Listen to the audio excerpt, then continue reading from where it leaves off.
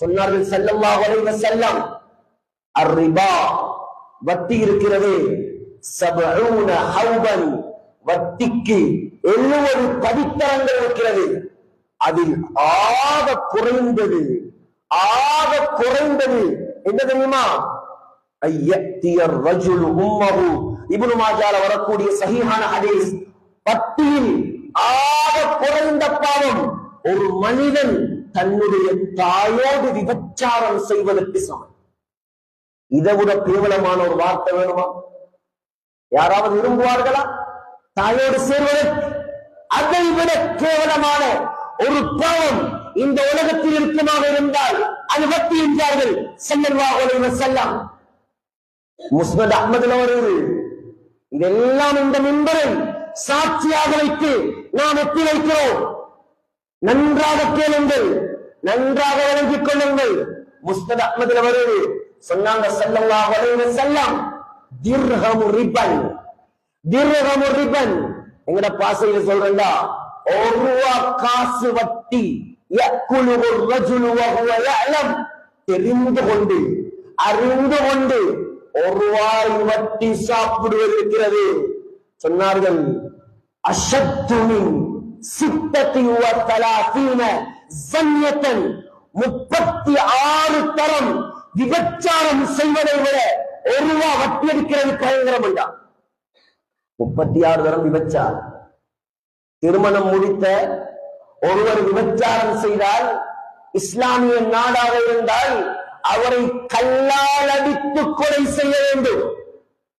ஒரு ரூபா வட்டி எடுக்கிறது, 36 தரம் கல்லால் அடித்து கொல்லப்படுவதை விட பயங்கரமான பாவம். அவ்வளவு பயங்கரம். யாருக்காவது தைரியம் இருக்கிறா சகோதரர்களே? யாருக்காவது தைரியமா? அல்லாஹ் சொல்கிறான், இத்தகுல்லாஹ், நீங்களே அல்லாஹ்வை பயந்து கொள்ளுங்கள். வதரு மா பக்கிய மினர் ரிபா, வட்டியை விட்டு விடுங்கள். ஃபைலம் தஃஅலு, வட்டியை விடுறதுக்கு நீங்க ரெடி இல்லையா? உங்களுக்கு வட்டியில தான் கார் ஓடணுமா? வட்டியில தான் வீடு வாங்கணுமா? வட்டியில தான் வாழணுமா? உங்களுக்கு இன்பமாக இருக்கிறா? இன்பம் விளங்கும், கொஞ்சம் சொனங்கும். வட்டிக்காரர்கள் ஆரம்பத்துல அது இன்பம் தான். நடு தெருவுல கொண்டு வந்து அல்லாஹ் நிப்பாட்டுவான். அப்ப விளங்கும் அதனுடைய பாரதூரம். அல்லாஹ் சொல்றேன், உங்களுக்கு வட்டியை விடுவதாதா? வட்டியை விடுவதாதா? 2 பாவம். ஒரு பாவம் குர்ஆனில் சொல்லப்பட்டிருக்கிறது, அடுத்த பாவம் ஹதீஸில் சொல்லப்பட்டிருக்கிறது. இந்த 2 பாவத்தையும் செய்தால் அல்லாஹ் சொல்கிறான், என்னோடு யுத்தம் செய்வதற்கு நீங்கள் தயாராகுங்கள். ஒரு பாவம் வட்டி, அடுத்த பாவம் அல்லாஹ்வுடைய நல்லடியார்களோடு விரோதம் பாராட்டுவது. இந்த 2 பாவத்துக்கு தான் அல்லாஹ் சொல்கிறான், ஃபஅதனு பிஹர்பின் மினல்லாஹி வ ரசூலி, என்னோடும் என்னுடைய நபிகள் நாயகத்தோடும் யுத்தம் செய்வதற்கு நீங்கள் தயாராகுங்கள். யாரு கேளும் சகோதரர்களே, இந்த ஆயத்துக்கு கீழ் தஃசீர் இப்னு கஸீரிலே இப்னு அப்பாஸ் ரலியல்லாஹு அன்ஹு சொல்கிறார்கள், கியாமத்துடைய நாளையில், அந்த மறுமை நாளையில் நம்மை எழுப்பி முப்பாட்டி வட்டிக்காரனை எடுத்துக் கொண்டு வரப்பட்டு, ஏற்கனவே அவன் பைத்தியமாகத்தான் எழுப்பாட்டப்படுவான்.